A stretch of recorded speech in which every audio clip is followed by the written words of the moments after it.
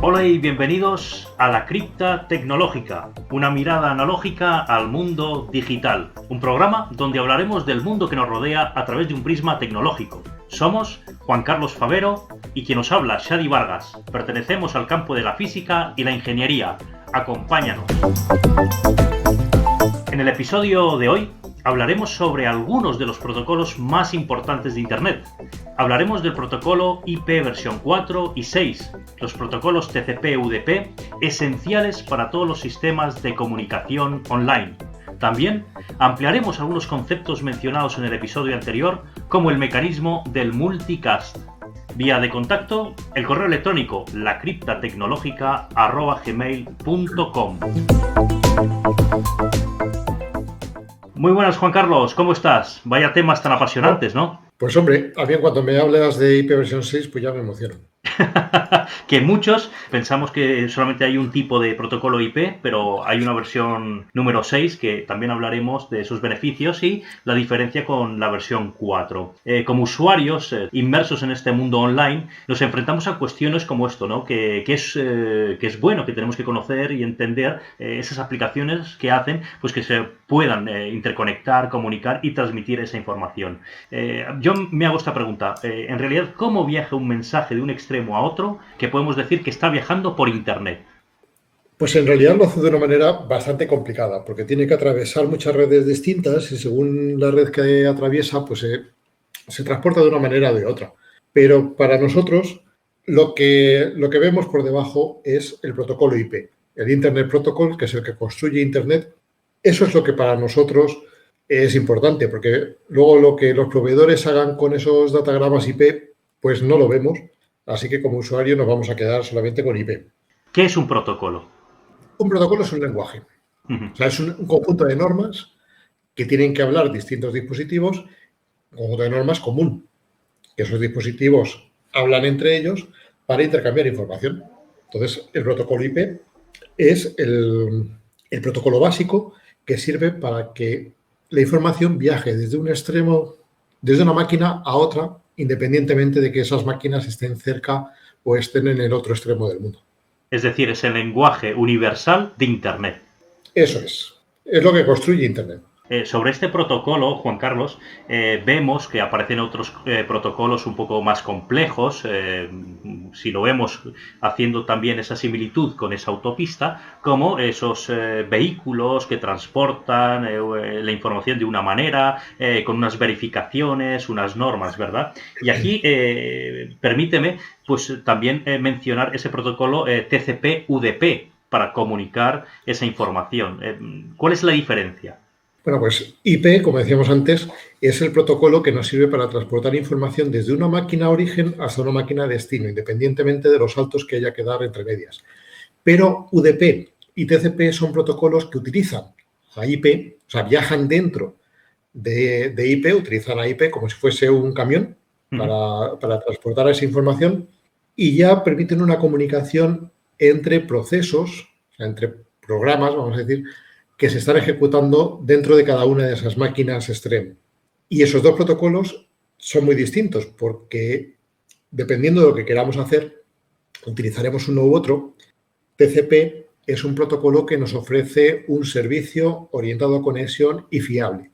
Eso quiere decir que los datos que envía son recibidos por el otro extremo en el mismo orden y además sin errores. Si se pierde algún paquete entre medias, bueno, pues el propio TCP se encarga de recuperar, de retransmitir en realidad ese paquete que se ha perdido y presentárselo a la aplicación como si nada hubiera pasado. De manera que la aplicación va a recibir toda la información perfectamente perfectamente ordenada y además completa. En cambio, UDP es más sencillo y no le importa tanto que se pierdan datos porque lo que más le interesa es la rapidez y la sencillez. Entonces, que se pierda algún dato, pues ha perdido. Y es la propia aplicación, el usuario, el que tiene que decidir si esos datos eran importantes y hay que retransmitirlos o no. Normalmente, UDP se utiliza para protocolos pues, de transmisión de voz en tiempo real, etcétera, porque es mucho más rápido y no es tan importante la pérdida de algún dato. Sin embargo, TCP sí tiene ese control, es más fiable como comentabas, porque garantiza ese orden y que todo lo que transmite ese emisor le llegue completamente a ese receptor. Sin embargo, UDP sí puede haber pérdida de algún paquete no relevante, vamos a decir. Sí, TCP se utiliza siempre que queramos intercambiar archivos, por ejemplo. O sea, siempre que estamos navegando por la web, cuando estamos enviando un correo electrónico, estamos intercambiando archivos, etcétera, ahí es importante que los datos lleguen todos y además lleguen en orden. Para eso se utiliza TCP. En cambio, cuando estamos haciendo una videoconferencia, lo que importa es la fluidez, la rapidez de la comunicación. ¿Que se pierde algún dato? Bueno, pues a lo mejor oímos un clic en el sonido o la imagen se pixela durante un instante, pero eso es menos importante para el usuario. Es preferible que suceda eso a detener la comunicación para recuperar ese dato que se ha perdido. Porque si detenemos la transmisión durante 10 segundos, es mucho más incómodo que oír ese clic o ese pixelado de la imagen. Así que, pues dependiendo de lo que queramos hacer, se utiliza uno u otro. Oye, Juan Carlos, ¿y algún ejemplo para visualizar la diferencia entre TCP y UDP? Pues yo siempre pongo el ejemplo de la llamada de teléfonos y la carta de correos. Cuando queremos hablar por teléfono con un interlocutor, pues entonces tenemos que marcar su número de teléfono, el otro tiene que aceptar la llamada, es decir, descolgar. A partir de ahí la comunicación queda establecida. Es una comunicación en tiempo real, o sea, estamos hablando y recibiendo una realimentación. Ahí tenemos la información que enviamos, se recibe en el orden y además se recibe entera. O sea, es TCP. Y en cambio UDP sería el enviar una carta de correo. Escribimos la información en un papel, ponemos el nombre del destinatario, el remitente, lo echamos en el buzón y a partir de ahí perdemos el control sobre lo que sucede con esa carta. Los dos ejemplos que pongo siempre. Qué bueno. Estamos usando la versión 4 en la actualidad de IP, no de Internet Protocol. Claro, y esto nace por esa necesidad, como comentabas, que es la base para las comunicaciones en Internet. Pero déjame que te pregunte, antes cuando teníamos, por ejemplo, pues dos ordenadores que se querían conectar mediante un cable e intercambiar información, ¿ahí también se usaba ese mismo protocolo o ahí ya eran protocolos diferentes? Antiguamente se utilizaban muchos otros protocolos, estaba HDLC, había comunicaciones incluso que utilizaban directamente el RS232. Y el puerto ¿Te acuerdas serie. del puerto serie? Yo me acuerdo que había aplicaciones de MS2 que directamente se montaban un protocolo fiable orientado a conexión sobre RS232. Claro, iba a pedales, aquello era lentísimo. Pero los tamaños de los archivos que teníamos tampoco eran tan grandes en aquella época. Se podía hacer, bien. Y HDLC pues es uno de los protocolos que más he utilizado para intercambio de información. Claro, entonces esto es uno de los de esas evoluciones, ¿verdad? De esos protocolos, de esas primeras normas y estándares para poder, digamos, interconectar máquinas y que se entiendan. Bueno, con la aparición de Internet, ¿no? De este monstruo digital, ha posibilitado que todos nos interconectemos, que ya esas barreras o esas distancias pues vayan desapareciendo, ¿verdad?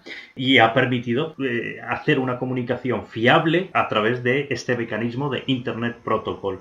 Pero claro, hay una versión 4, que es la que ahora usamos, la que muchas veces escuchamos los ISPs, ¿no? El Internet Service Providers, los proveedores de servicios de Internet, que nos dan una versión o se menciona una IP pues de un rango o que es pública, una IP privada para tu LAN, para tu área metropolitana, si queremos hacer una MAN. ¿Y por qué se usa, digamos, ese concepto de IP pública, IP privada? Y dentro de eso, además, la clasificación, si es tipo A, tipo B, y luego la versión 4, que presenta, por ejemplo, la versión 4 que hace que sea tan utilizado y no podamos dar ese paso a la versión 6.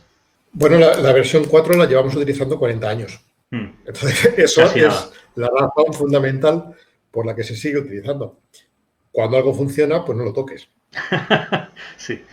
Entonces, es un protocolo que se creó en los años 80, se ideó en los años 80, a principios de aquella época. ¿Y cuál es el principal problema que tiene ahora? Pues las direcciones IP. Las direcciones IP4 o sea, que en realidad una dirección es cómo llamamos a una máquina dentro de Internet. Cada máquina que se conecte a Internet tiene que tener un nombre único. Por tanto, las direcciones tienen que ser únicas para todas las máquinas. Las direcciones IP4 son 32 bits. Con 32 bits podemos especificar unos 4.000 millones de direcciones algo más.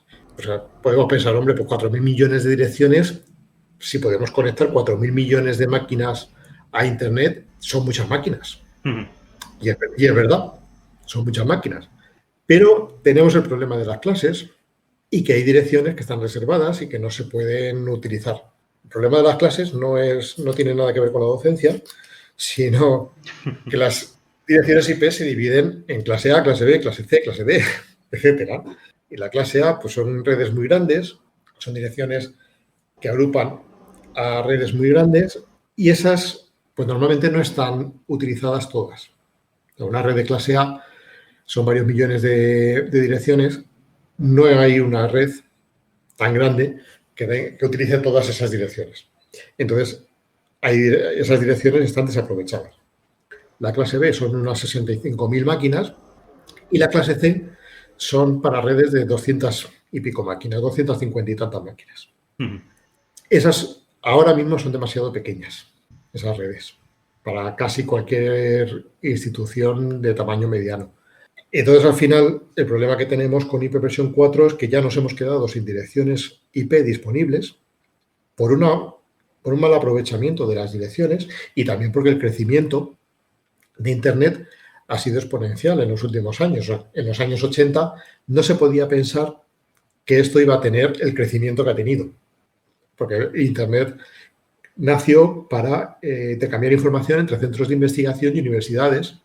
Y entonces, pues bueno, el tráfico o las máquinas que se conectaban eran pocas, estaban controladas, pero cuando se abre a los hogares o entra en los hogares Internet, entonces se produce una explosión de conexión que hace que nos hayamos quedado sin direcciones posibles.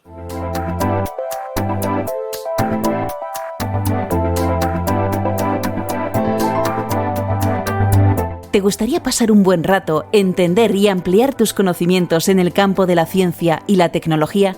Entonces acompáñanos a la Cripta Tecnológica.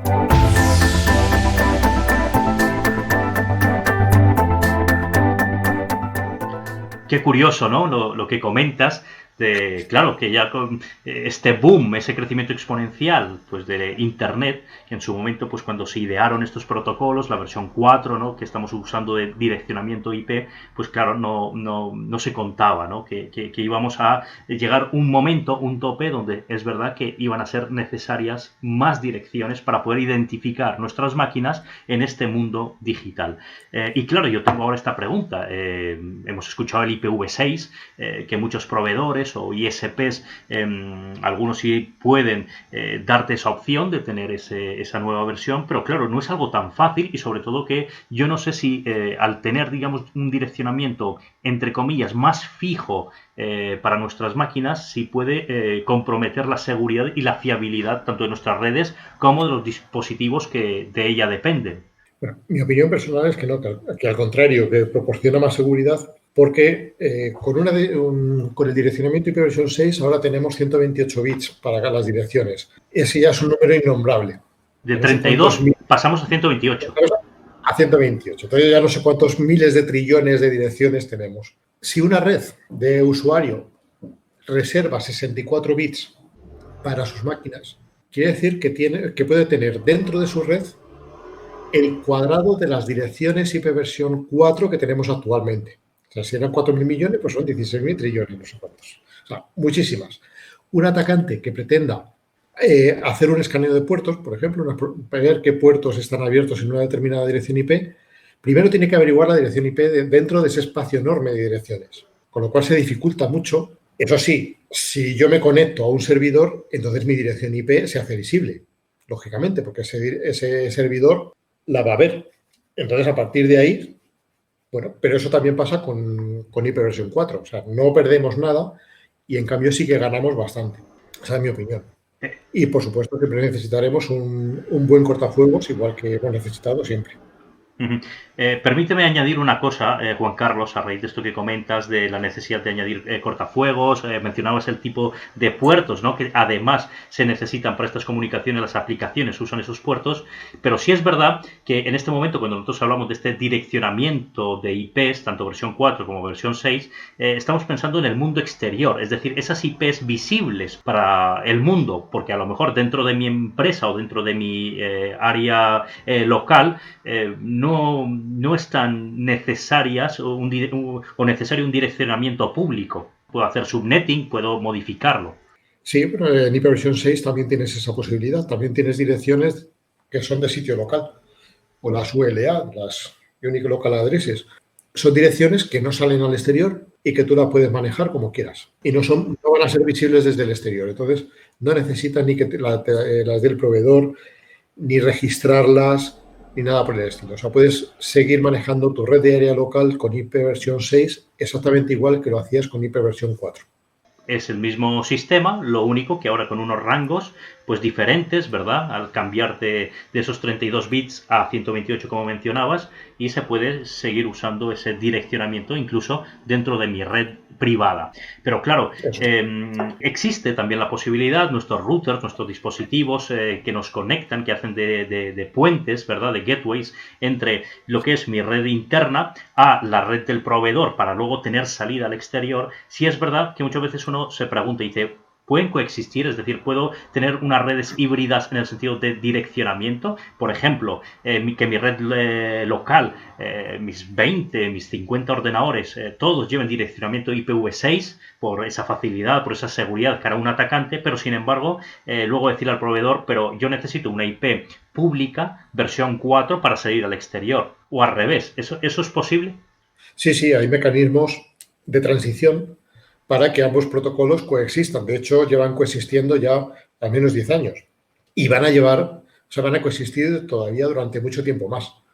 Y esos mecanismos están y bueno, pues podemos tener, como dices, una dirección IP4 pública, pero al mismo que nos da nuestro proveedor, pero luego nuestra red interna manejarla con IP6, manejarla con IP4 y con IP6 simultáneamente. Podemos tener túneles hacia el exterior con IP6. Puede ser que nuestro proveedor nos dé una dirección pública IP6 y también nos dé un IP4 o nos haga una traducción de cabecera entre IP4 y IP6. Hay muchos mecanismos distintos para conseguir esa coexistencia y que la transición sea lo menos traumática posible. Una cosa está clara y es que no podemos apagar Internet durante 3 días o 5 días, o lo que haga falta, cambiar todas las aplicaciones, cambiar todo el hardware, todos los encaminadores, todos los dispositivos que forman Internet y volverlos a levantar con un protocolo distinto. La transición tiene que ser suave en caliente. y en caliente, o sea, no podemos apagar. El hardware ya está preparado la mayor parte de los casos. Quizás el mayor problema sean los equipos que tenemos en casa, los routers y demás que nos dan nuestros proveedores, aunque ya casi todos dan algo que sea compatible con IPv 6. El mayor problema está en las aplicaciones. Muchas aplicaciones todavía no están preparadas para IPv 6, ni lo van a estar, porque el mantenimiento que tienen o no lo tienen directamente o tienen un mantenimiento pobre y difícil que va a hacer que no sean compatibles con IPv 6. Hablas de las aplicaciones y que aún no están a lo mejor del todo preparadas para soportar ese protocolo, esa nueva versión de Internet Protocol versión 6. Esto viene de ese modelo OSI, ¿no? De esas 7 capas, ¿verdad? En cuanto a las redes y en cuanto a ese diseño, esa arquitectura que empieza desde la capa física, terminando por la 7ª capa por arriba, que es esa capa de aplicación. Pero vamos a ver, para que también nuestros oyentes lo puedan visualizar, si yo tengo por debajo ese mecanismo, ese protocolo IPv6, la aplicación debería, para ya ser transparente todo eso. ¿Por qué se necesita que esa aplicación también entienda IPv6? Como dices, para la aplicación debería ser transparente, pero de hecho no lo es. Llevamos 40 años, no tanto porque ya hace varios años que se está utilizando el nuevo paradigma, pero llevamos muchos años programando aplicaciones que tienen cableado dentro de su código direcciones IP4 y el uso de direcciones IP4 exclusivamente. Los famosos interfaces sockets de Berkeley. Ahora ya tenemos un nuevo interfaz que nos permite programar nuestras aplicaciones de manera que sean independientes de la versión IP que hay por debajo. Entonces, debemos aprender a programar nuestras aplicaciones de esa manera, para que sean independientes de IPv4 o de IPv6. Pero todavía existen aplicaciones antiguas que están programadas exclusivamente para IPv4. Para hacerlas compatibles con IPv6 hay que hacer bastantes trucos. O sea, si tenemos acceso al código, bueno, pues se puede hacer una traducción bastante automática. Aunque luego haya que tocar a mano, pero se puede hacer una traducción automática. Si no tenemos el código, entonces la única manera es hacer trucos. Hacer trucos y poner proxies entre medias que hagan traducciones, pero eso siempre va a ser complicado. Eso que nosotros decimos es un apaño. No es como debería ir, no es algo fino. Que sepan también que nuestros oyentes que eso existe y seguramente pues poco a poco por la necesidad, ¿no? de tantas máquinas con el IoT, con el Internet of Things, ¿no? También la necesidad de interconectar todas esas máquinas, pues vamos a tirar de muchas más direcciones, la necesidad de tener una lista un poquito más amplia que esperemos que con estos 128 bits, que es pasar de la versión 4 a la versión 6, eso se puede hacer. Juan Carlos, el multicast en esto, ¿qué rol juega? Pues mira, muy importante. Para todas las aplicaciones que estamos viendo ahora de televisión sobre IP, etcétera, el multicast es fundamental. En IPv4 existía toda una clase, la clase D, que estaba de direcciones que estaba reservada para precisamente multicast. Pero lo cierto es que en IPv4 no se llegó a utilizar multicast de manera eficaz más que para redes locales, pero no de manera global. En cambio, en IPv6, multicast forma parte inherente del propio protocolo. Es una parte muy importante del protocolo IPv6, justamente pensando en todas estas aplicaciones. Hay que tener en cuenta que cuando se diseñó IPv4, pues no se podían imaginar las aplicaciones, estamos hablando de hace 40 años. Entonces, la tecnología ha avanzado muchísimo. Cuando se ha diseñado IPv6, ya se sabe qué aplicaciones tenemos ahora, qué necesidades tenemos y se puede vislumbrar un poco el futuro. También tenemos más imaginación, o no sé si más imaginación, pero por lo menos tenemos una trayectoria. Y entonces multicast dentro de IPv6 ya es fundamental. Entonces, nos permite de una manera mucho más sencilla, mucho más eficaz, hacer esas transmisiones de uno a muchos, que es el multicast, de tener una fuente, que puede ser este podcast, o puede ser un canal de televisión, o puede ser una radio, lo que sea, a multitud de receptores, independientemente de dónde estén ubicados esos receptores. Pero ¿la comunicación ahí sería unidireccional o es bidireccional? Normalmente ahí la comunicación es unidireccional, de uno a muchos. Yo hago esa difusión y los receptores pues la reciben, pero luego no interactúan con ese contenido. Tenemos protocolos también que nos permiten hacer una realimentación, pero hay que tener en cuenta que cuando estamos viendo, por ejemplo, un canal de televisión, pues ese canal está transmitiendo la programación que tiene prevista, lo que toca en ese momento, independientemente de que tenga 3 receptores o 1 millón de telespectadores. Puede ser que alguno no lo reciba correctamente por problemas puntuales en la red. Bueno, ahí pues el emisor poco puede hacer porque tiene otro millón de receptores que sí que están recibiendo esa comunicación. Entonces, normalmente la comunicación es unidireccional. Si me permites, Juan Carlos, qué bueno eso que dices para entenderlo, ¿no? Yo he estado, sabes, muy ligado en mi campo profesional al sector de pues la radiodifusión, la FM, etcétera, ¿no? Y claro, yo viéndolo como que pues, tú en un centro emisor, ¿verdad? Tú tienes tu transmisor, tienes tu sistema radiante, etcétera, y tú lo que haces es, digamos, difundir ese contenido, ¿no? Y ahí, pues, tú dices tantos dispositivos, tantos receptores van a recibir esta señal con esta potencia, haces tus mediciones y sabes que N receptores van a poder escuchar esa transmisión. Pero, sin embargo, cuando pasamos a lo que tú dices, IPTV, es decir, ya a protocolos de multicast multicast por Internet usando el protocolo IP, sí hay que tener en cuenta de que hay un límite, ¿verdad? Es decir, tú no puedes hacer esa misma comparativa y decir, pues también N o infinitos dispositivos van a poder tirar de esa señal. Hay unos límites, ¿no? Bueno, en principio no hay límites, porque justamente la comunicación multicast lo que permite es optimizar el uso de los recursos de red, y si tenemos 1 millón de receptores, pues es que el ejemplo que has puesto es muy bueno, es el de la radio. Al emisor le da igual que haya un receptor o que haya 1 millón. Él transmite la información una sola vez. Y en multicast sucede exactamente lo mismo. Es la propia red la que se encarga de ir duplicando la información para que llegue a los receptores que están interesados y solamente a aquellos puntos donde hay receptores, de manera que se optimizan los recursos de la red. Entonces, en realidad, lo que hace multicast es optimizar frente a una comunicación como puede ser el vídeo bajo demanda. Si estamos viendo YouTube y hay 1 millón de gente viendo el mismo vídeo de YouTube, son 1 millón de conexiones las que tiene que establecer el servidor con cada uno de esos receptores. En cambio, si fuera una transmisión multicast, el servidor emitiría la información una sola vez y serían los puntos de red, los encaminadores, los que se encargarían de ir duplicando esa información para que llegue al millón de receptores. Entonces, eso es mucho mejor.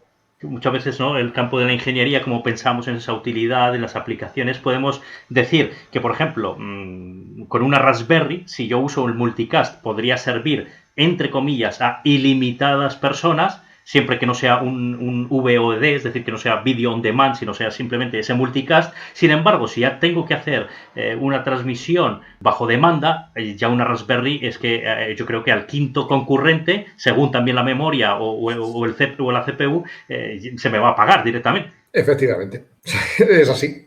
O sea, digamos que la carga que supone para el emisor, en el caso de multicast, es independiente del número de receptores, y en cambio, en el tema de unicast, claro, el vídeo bajo demanda, aunque haya 1 millón de receptores para el mismo vídeo, posiblemente no lo están viendo todos en el mismo punto, cada uno está viendo un frame distinto. Entonces, son transmisiones específicas para cada uno de ellos.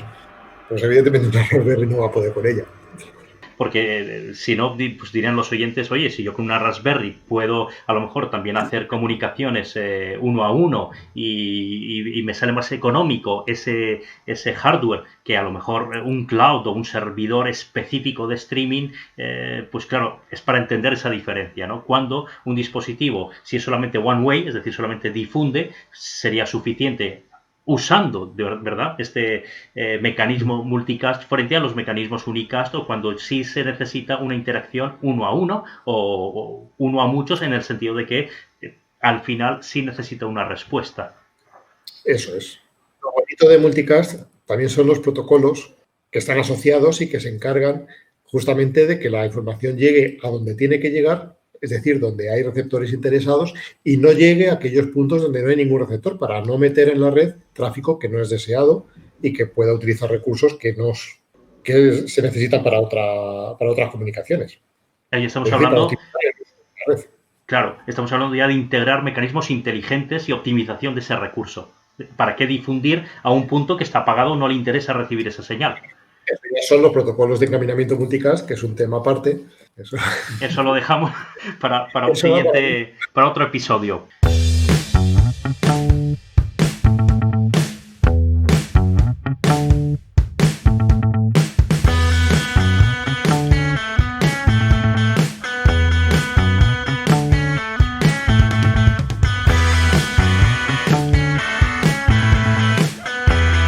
Para sintetizar el episodio de hoy, el fundamento de las comunicaciones por Internet, que es el protocolo IP, sobre el cual se construyen otros protocolos, o mejor dicho, donde se empaquetan otros protocolos, como el TCP/UDP. Vemos que el direccionamiento actual que tenemos de IPv4 puede que se nos quede ya muy corto frente a esa demanda y esos dispositivos que cada vez vamos a necesitar, que estén todos interconectados, que todos se comuniquen con Internet y que tengan ese acceso. También hemos visto la tecnología del multicast, ¿no? Una manera de optimizar, de poder difundir de uno a muchos una información que no requiere necesariamente una interacción, y con unos dispositivos, un hardware y un software pues más económico, se puede llegar a muchos extremos sin necesidad de incurrir en elevados gastos. Cuando usamos sistemas de vídeo o de contenido bajo demanda, sí se va a necesitar pues algo un poco más potente para que lo pueda transmitir. Juan Carlos, tu visión del IPv6, ¿crees que dentro de más o menos un año, 2 años, vamos a tener todos nuestros televisores inteligentes, nuestros móviles, las aplicaciones más o menos preparadas para el IPv6? Ojalá. Ojalá. Yo llevo como 15 años esperando el momento. Esperando, sí. Hombre, es verdad que ya los proveedores empiezan a ofrecer los routers, ya son compatibles con IPv6, ya vemos que las aplicaciones, los proveedores de contenidos, Google, Facebook, etcétera, ya son compatibles con IPv6, funcionan en IPv6 sin problemas. Entonces esperemos que en un tiempo razonable, o sea, que lo veamos antes de jubilarnos, se empiece a utilizar IPv6 de manera habitual y no como algo excepcional. Ojalá que así sea, sobre todo por esa necesidad de poder conectar todos estos dispositivos y también ganar en seguridad. ¿Cuándo yo tengo que pensar en mi empresa, en mi organización o en mi institución de cambiar mis dispositivos, o sea, esa red a IPv6? ¿Es interesante hacer ese cambio o de momento pues no aporta gran cosa? Eso hay que hacerlo ya. Ese cambio hay que hacerlo ya. Las aplicaciones, la mayoría, ya son compatibles con ambos protocolos. O sea, hay todavía aplicaciones muy específicas que no son compatibles, pero la mayoría de las aplicaciones modernas ya se han hecho pensando en que sean compatibles con ambos protocolos. Entonces, la transición hay que hacerla ya para que no nos pille desprevenidos y sobre todo porque para los administradores de red también es una filosofía nueva y eso no se improvisa. Hay que planificarlo y preparar. Hay que planificar muy bien la red y hay que saber lo que se está haciendo. Así que toda la formación que es necesaria para el nuevo protocolo, etcétera, eso hay que hacerlo con tiempo. Nos animas a ir cambiando, aunque sean nuestras LANs, ir cambiándolas, adaptándolas a la IPv6, que ya los sistemas operativos, creo que las últimas versiones ya lo permiten. Incluso nuestros móviles ya son compatibles con IPv6. Y ir poco a poco, pues eso, haciendo esa transformación también en ese sentido digital y ya estar preparados para cuando el proveedor nos diga ahora también puede ser las capas superiores en IPv6, pues simplemente que sea conectar el cable, hacer la configuración, los administradores de red que hagan esa configuración y ya estaríamos usando con plena seguridad y confianza esa nueva versión del protocolo IP. Eso es. Tampoco vamos a ser ingenuos a que IPv6 también plantea nuevos retos. Sin duda. O sea, entonces, bueno, pues por eso los administradores tienen que estar muy bien formados para saber cuáles son los problemas que se pueden encontrar y cómo manejar esos problemas y los posibles vectores de ataque que aparezcan para IPv6. Ahí queda eso. Juan Carlos, como siempre, muchísimas gracias por tu presencia y por estar aquí compartiendo este conocimiento con todos nosotros. Muchas gracias, Adi, y gracias también a todos nuestros oyentes por estar ahí. Por supuesto, darles las gracias por elegirnos, por estar ahí. Recordarles una vez más la vía de contacto, si tienen alguna pregunta, alguna sugerencia o quieren corregir algo que no hayamos sabido expresar, pues ya saben, el correo electrónico, lacriptatecnologica@gmail.com. Hasta el próximo episodio, muchísimas gracias, un fuerte abrazo, chao chao.